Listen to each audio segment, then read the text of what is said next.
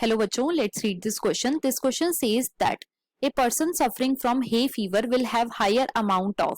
तो बेसिकली इस क्वेश्चन में पूछा गया है कि hay fever में सबसे ज्यादा कौन सी एंटीबॉडीज प्रोड्यूस होंगी. Option 1 IgG, option 2 IgD, option 3 IgE and option 4 IgM.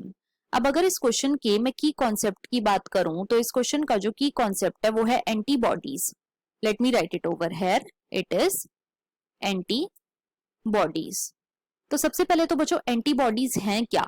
जब भी हमारी बॉडी के अंदर कोई एंटीजन आता है, एंटीजन का मतलब है कोई भी फॉरेन पार्टिकल आता है, तो इसकी वजह से क्या होता है कि जो हमारा इम्यून सिस्टम होता है, इम्यून सिस्टम ये एक्टिवेट हो जाता है और इसके एक्टिवेशन से क्या होता है, एंटीबॉडीज का प्रोडक्शन होता है और एंटीबॉडीज जो है वो रिलीज होती हैं. राइट. अब जो एंटीबॉडीज होती हैं बच्चों ये कई सारे टाइप की होती हैं, जैसे कि IgG, IgA, IgM, IgE and IgD.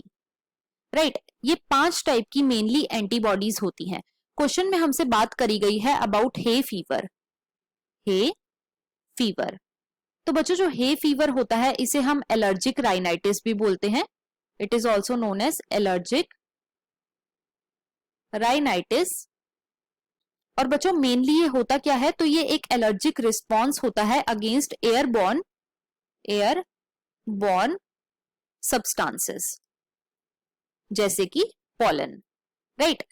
अब देखो जो हे फीवर होता है बच्चों ये क्या है, ये एक एलर्जिक रिस्पॉन्स है और एलर्जिक रिस्पॉन्स में जो सबसे ज्यादा एंटीबॉडीज रिलीज होती हैं हमारी बॉडी में वो होती हैं IgE.